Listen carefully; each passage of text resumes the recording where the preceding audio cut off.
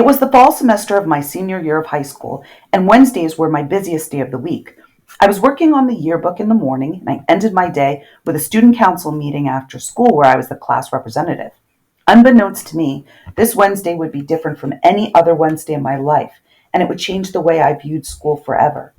I showed up to the yearbook meeting in the little building at the far end of campus before class and worked on arranging photos and matching them with the yearbook quote.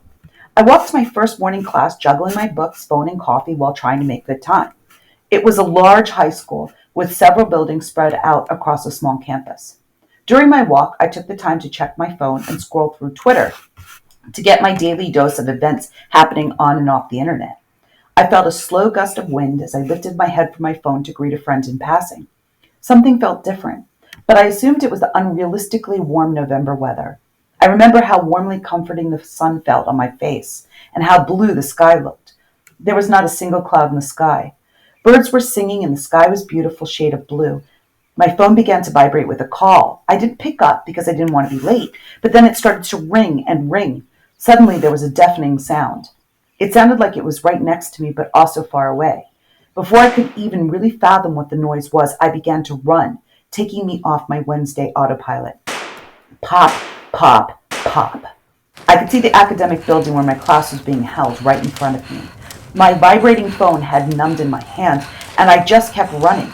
The most I could do was let my eyes dart from side to side, but I couldn't see anyone outside. I started to question what I had heard. The vibrating continued on like it had been switched to a setting that allowed nonstop vibrations. A shock. It shocked my hand back to life. I looked at my phone and it was so bright I could barely see the notifications. Just as my eye adjusted to the slew of texts, I heard it again. Pop, pop, pop. So many thoughts sort of raced through my mind. I didn't have time to wipe away the tears. I didn't have time to think about who I'd call first or which photo my parents would use for my funeral. There was an active shooter on the edge of campus, and all I had time to do was run. At most, running as fast as I could, it took me about 30 seconds to run from the walk to the doorway of the school building. But it felt like one of those nightmares where the faster you run, the further away the door got. The sun suddenly became too hot, and a burning sensation settled on my skin. A gust of wind pushed me violently in the opposite direction of the building doors. As it whipped me around, I wondered if the shooter had recruited the wind as an ally. Finally, after what felt like a decade of running, I was inside, but I wasn't safe yet.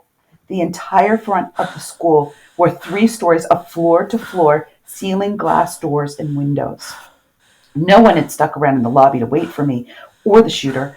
I had walked through those doors every other Wednesday and never troubled myself with the thought of what my plan would be in this kind of horror situation because I never thought it would happen in my school. It would never happen to me. Just the thought of it was impossible, and yet there I was in the middle of impossible with it becoming my reality. In the moments that followed, I somehow ended up in the girls' bathroom with the doors locked and my hands covering my eyes. I was not myself, but rather a spectator outside of my own body. I watched myself cry silently with my eyes closed, my hands never leaving my ears. It was like I was watching a horror movie or living a nightmare that I was impatiently waiting to wake up from. My phone was unnoticeably still violently vibrating in my back pocket with texts from friends and families, but I would not see that till days later. I don't remember returning to my body. I don't remember how I left the bathroom of the school. I don't remember how I ended up back in my bed or why my clothes from that day were in the garbage. I don't remember the call to my parents. All I remember is the pops of the guns ringing in my ear. The shooter was apprehended an hour after he fired the first bullets. I would learn late that Wednesday that no one was injured or killed. Nothing about the remainder of that Wednesday mattered, though, because my Wednesday and my way of thinking were changed forever. There is now never a Wednesday where I wake up and I don't remember the out of body experience of watching myself shake with fear. There is now never a Wednesday where I don't walk into a building and decide where I would hide if I needed to. There is now never a Wednesday where I don't show up to school as a teacher and decisively plan how I would block the doors to save my students. There will never be a Wednesday where I don't believe the impossible can become a possibility.